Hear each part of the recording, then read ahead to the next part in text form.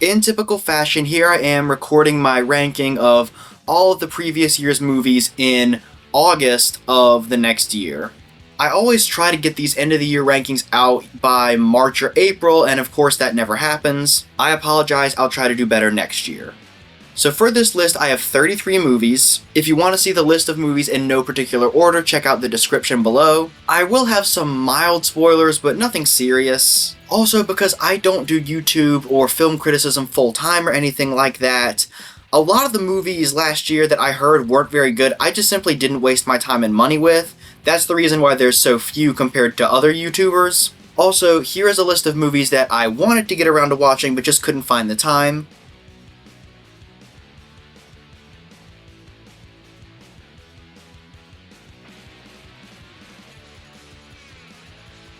Without further ado, let's get started. So remember earlier when I said that I didn't see any truly bad movies this year? Well, that's not entirely true. There was one objectively bad movie that I saw this year, and that movie was, of course, Emilia Perez. Now listen, I don't think this movie is quite as bad as some people make it out to be. I think that the performances are good and the camera work is interesting. However, I obviously have some strong objections to the ethics that this movie presents. Simply going and getting a sex change operation is not going to redeem a lifetime of cruelty and violence. Also, the songs aren't really catchy, and while I can't necessarily confirm or deny this because I'm not a Spanish speaker, from what I understand there is a lot of issues with the way that the Spanish dialogue is pronounced. This is the only truly bad movie on this list. Everything else above it is at least watchable, enjoyable. Some of them are better than others, obviously, but the rest of them I would at least give a positive review. At number 32 is Jackpot. This movie is just a simple, fun comedy with some fun action. John Cena and Awkwafina have good chemistry, and the jokes are pretty funny. There's nothing overtly wrong with this movie, it just is a simple, straightforward action comedy that's not trying to be anything more. At number 31 is going to be Terrifier 3. I'm probably going to get a lot of hate for this, but I've never really been able to get into the Terrifier movies the way everyone else seems to be able to. The characters are fun, the acting is good, and the lore is actually pretty interesting. I just wish there was a bit more story in each movie rather than just non-stop violence. This movie in particular feels like it's a setup for a future movie, and not enough plot points actually happen in this movie to make it all that interesting. Bringing us into the top 30 is Conclave. This movie has some excellent acting, directing, and cinematography. It was interesting to kind of learn about the process of electing a new pope and kind of how the Catholic Church works. And it does a good job showing how corruption can kind of work its way into institutions. However, I don't think this movie is quite as relevant as it thinks it is. At number 29 is Nickel Boys. The acting in this movie is good, the characters are endearing, and I really love the way that the movie is shot. However, it feels like it's exploring ideas that have already been explored numerous times in prestige dramas and isn't as emotionally impactful as it wants to be. Number 28 is going to be Sound of Hope, the story of Possum Trot. This is a movie that really will tug on your heartstrings due to the fact that it's based on a true story. It does a really good job showing the difficulties that can come with adoption and how a community can kind of come together to support itself.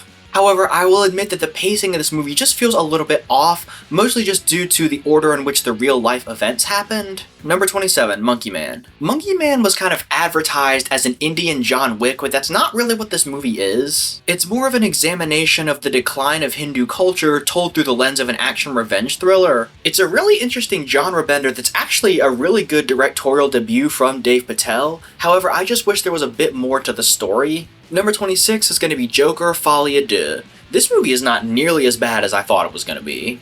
I think that both Joaquin Phoenix and Lady Gaga are really good, and the movie really works as an exploration of identity and expectations. That being said, I do think the ending feels a bit sudden and maybe doesn't feel earned, and I don't think any of the songs are particularly catchy. Number 25, Am I Racist? While this movie does have some funny moments, it really struggles to kind of pick a single topic to examine. It examines a lot of ideas related to race relations and DEI initiatives, but never really picks a single thread to focus on. And I really wish that this movie had focused more on Matt Walsh arguing and deconstructing views that he disagrees with, rather than just him being obnoxious. Number 24, The Brutalist. This is another movie that I enjoyed a lot more than I thought I would. It held my attention throughout all 3.5 hours, but the intermission definitely helped. The performances are good and the story is engaging, but it definitely loses some towards the end. It's just kind of a run-of-the-mill prestige drama that does what it does really well, but isn't super impactful either.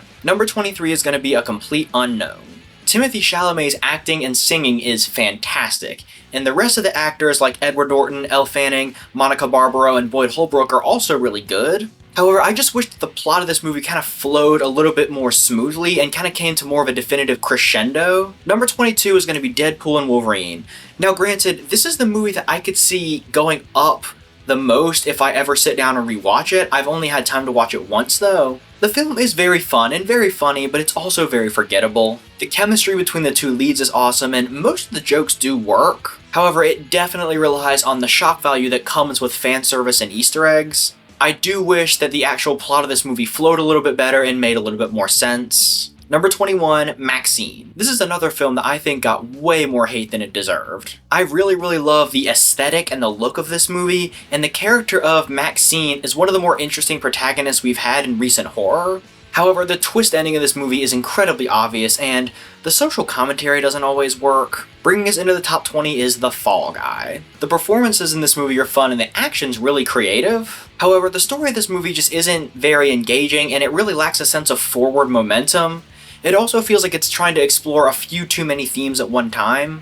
Number 19 is going to be Kingdom of the Planet of the Apes. This movie is a decent addition to what is one of my favorite franchises. The effects are amazing, the themes are solid, but the characters aren't as deep as the previous trilogy, and the plot points definitely needed to be rearranged. Number 18 is going to be Smile 2. This movie featured a lot of great tension and a really good performance from Naomi Scott. However, there's a third act twist that really cheapens the rest of the movie and kind of removes a lot of the tension. Number 17 is going to be Heretic. This is a movie I liked but didn't quite love as much as everyone else seemed to. I really loved Hugh Grant's performance. This is such a different type of character for him to play. However, I wish there was more theological discussion in this movie rather than just characters outsmarting each other. And on top of that, I don't really agree with the final idea that the movie ends on. Number 16, I'm Still Here. This movie is an incredibly traumatizing experience. It does such a good job showing how a corrupt state can just rip a normal, everyday family apart.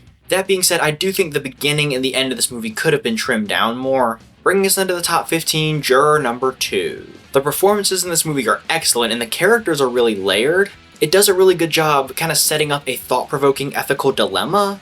However, I thought the ending was a little too ambiguous. Number 14 is going to be Nosferatu. This movie is excellently made. The acting, production design, cinematography, and directing are all phenomenal. However, I do wish the story had a little more emotional resonance. Number 13 is going to be Superman, the Christopher Reeve story. I really loved how this documentary managed to capture Reeve's personality and his values, and it does a great job showing the value of persistence and dedication. However, I do think the movie is hurt by how much it jumps around in time. Number 12, Inside Out 2. This movie does a great job continuing the themes and ideas from the first movie. I love the new characters that this movie introduces, and I also love the way that it continues the storylines of the characters from the first movie. I just didn't quite find the plotline of this movie to be as engaging as the original Inside Out. Number 11, Transformers 1. This movie got better and better the more that I thought about it. I thought that the plot, character arcs, and themes all tied together really nicely.